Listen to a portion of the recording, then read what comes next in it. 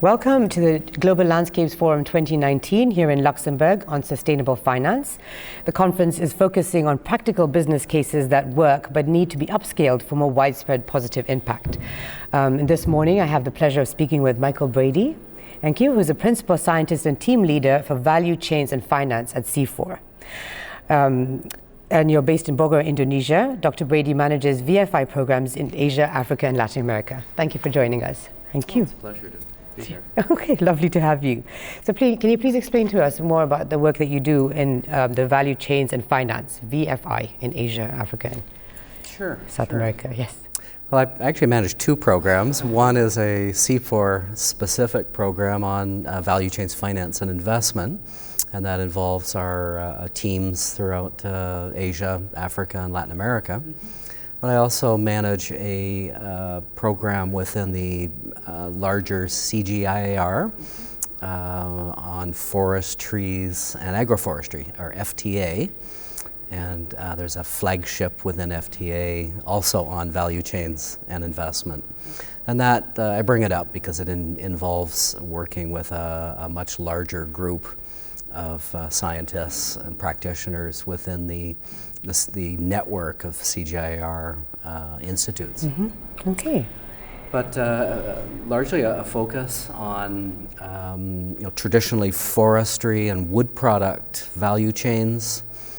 So things like working with smallholders on wood production, mainly planted, small-scale plantation production.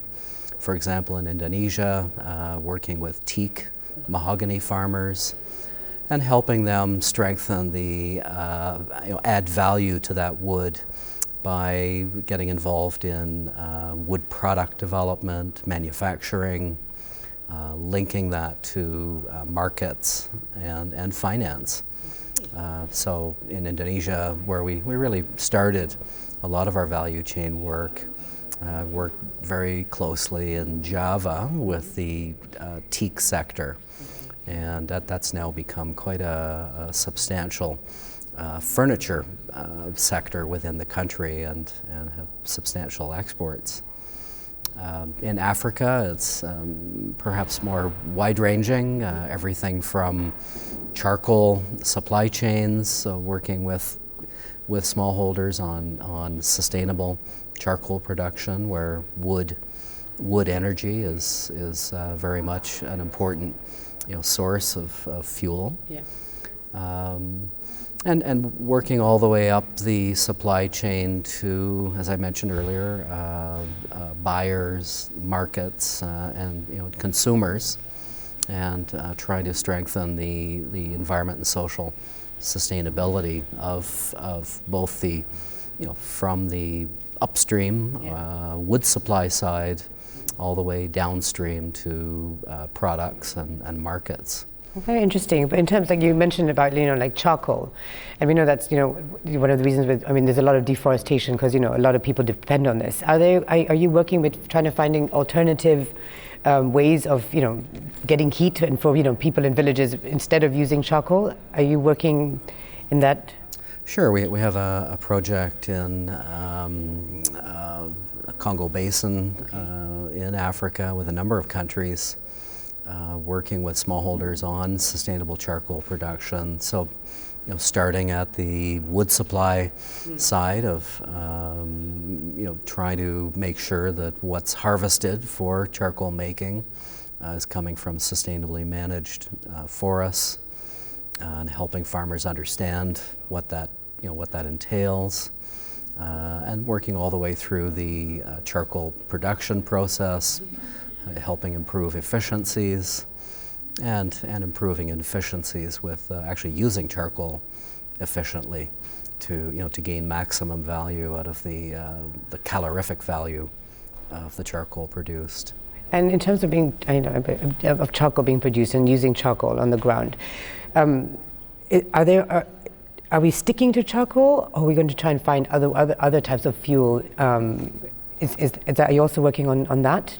Well, I think we all, one of the sessions that I'm leading here at the GLF Luxembourg is on use of biomass for renewable energy production. So the ultimate, I guess it's a value statement, but the ultimate goal is to provide electrification to communities.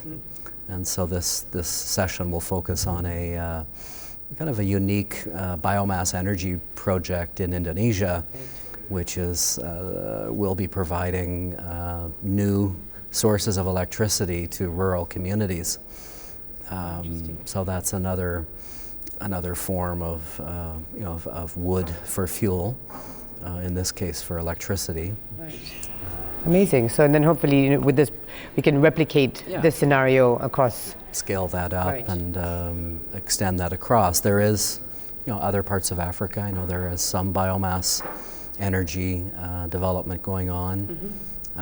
So there are concerns, particularly in the developed world with using biomass for energy. But what are the concerns that replacing, for example, coal with biomass is not a 100% renewable or greenhouse gas free switch. Right. And I think we all recognize that that there is no 100% GHG free, emission free options. Biomass certainly has emissions, but compared to fossil fuels such as coal, there is a substantial reduction. But the real focus for us is the opportunities that biomass energy provide in the developing world for livelihood enhancement, job creation. So rather than mining coal, smallholders can grow biomass for energy purposes. There's also a restoration element to biomass development, and that's part of the project in Indonesia that we're focusing on. Okay, so in terms of value chains and finance, what are the biggest challenges or issues that you're facing at the moment? What are the gaps that need to be addressed?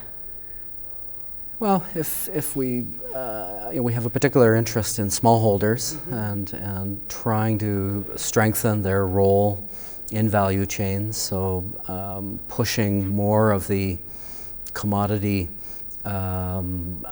processing down to the smallholder level. So that would be, I mentioned the example in Java of engaging smallholders not only in growing trees but also in producing semi-processed wood or in some cases getting involved in furniture production. So trying to work with smallholders and not individuals, that's obviously a huge challenge. Right. But so a lot of our focus is on trying to foster grouping of smallholders through cooperatives, farmer groups, associations, and strengthening the governance of those associations as a way for individual farmers to collectively combine their resources and skills to take more of the value addition in these commodities. So in terms of value chains, where do rights come in? Land rights, indigenous rights, community rights. How is the financial sector factoring in rights in terms of investing? Sure. Well, it's a very critical issue, not only for the smallholder, but for the organizations that may provide financing, markets. So for the smallholder, having more secure control over land provides more confidence to initiate business development, providing that security to decide to go forward on whatever business they'd like to develop. For the financial community, obviously, collateral is an issue associated with land tenure. In most parts of the developing world, collateral is usually a land certificate, and in many cases, there's different forms of land certificates, but typically financial institutions would like to see a formal certificate. So that's a big challenge. Markets, whoever is buying commodities from smallholders, they need to see some security of supply, and if land is not secure, then that would raise risks for markets as well. So it really affects all actors along the value chain. So it's in everybody's interest, really, to try and strengthen land tenure. I've seen cases in Indonesia where farmers have been provided with formal land certificates, and it's just amazing how much of a difference it makes to their lives to have that clear certificate or ownership. Okay, thank you. So the next question would be, one of the big questions at this conference is, what roles can governments play to incentivize financial institutions and companies in the agricultural value chain to transition to deforestation-free production and supply chains? Do you have any ideas on how? Sure. Well, I think public sector regulations are critically important, particularly financial infrastructure, where we see in some countries, developing countries, the advancement of financial infrastructure, so things that really support access to finance. I mentioned earlier the issue of collateral. Right. In some countries, we're starting to see collateral registries being developed, where financial institutions can actually check to see what type of collateral a smallholder would have in a registry, whether the smallholder has already got outstanding loans. That type of information is typically not easily available. Right. I think we take it in the West, we take that for granted. But in the developing world, those types of infrastructure are still very much being developed. Relating that to sustainability, obviously local financial or national financial institutions and the degree that they're taking sustainability seriously in their financing is a big challenge. I think we've heard yesterday and today the importance of national regulations around sustainable financing and the need to consider national financial infrastructure in addition to international financing. Okay, very interesting. So I also know that you're working with C4 on wildland fire science, and after this year's fire season, some people are calling this the era of fire.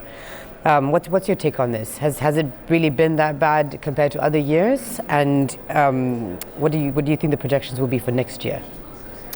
Okay. Well,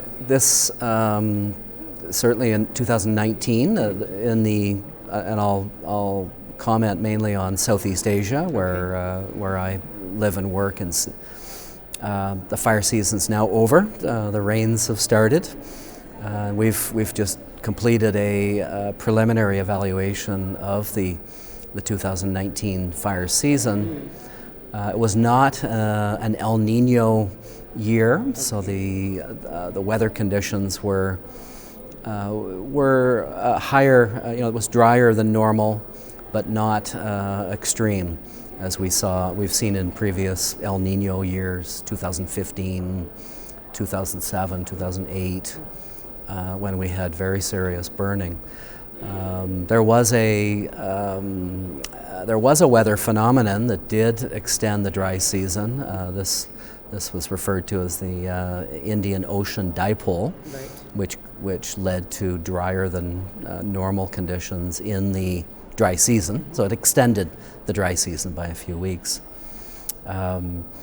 C4 we've just completed a very interesting and new evaluation of the 2019 fire season. Traditionally, fire is monitored and mapped using what we call hotspots, or thermal imaging using satellite remote sensing to detect areas of higher than normal temperature. This year we were actually able to view and map the burned areas themselves, so it's not a secondary or indirect I guess indicator of fire, but we're actually able to see the burned area maps using high resolution imagery. And so the estimate that we've come up with for 7 provinces is about 1.6 million hectares. Okay. So quite high, not as high as 2015. Okay. But what was very interesting is the types of land cover that burned. And traditionally in that region we refer to fire as forest fire. Right. And yet in this case we measured that only about 3% of the area burned was actual natural standing forest. Right.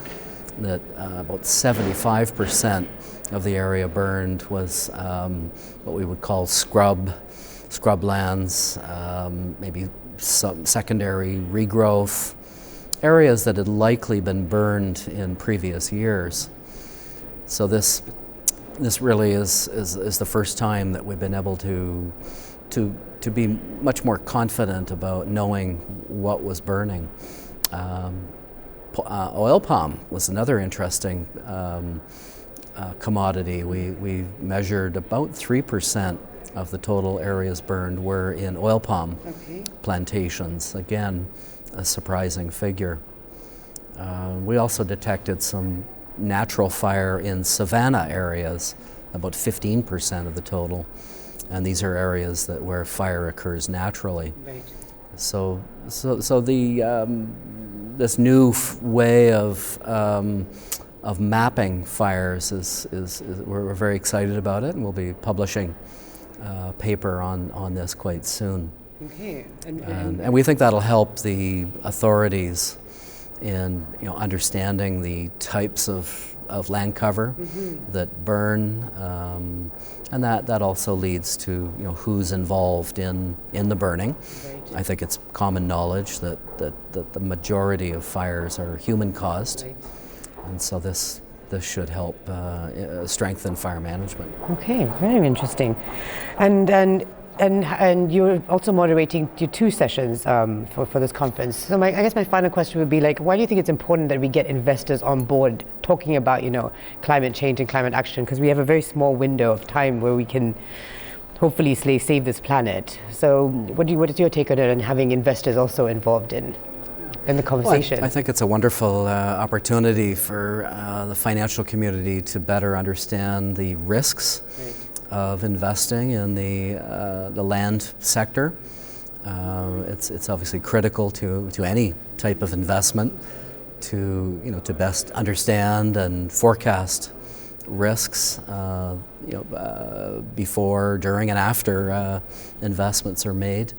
So forums like GLF provide that effective communication where the financial community is able to understand current thinking, new research, new findings that can help them in their assessments of for investments. Right, exactly.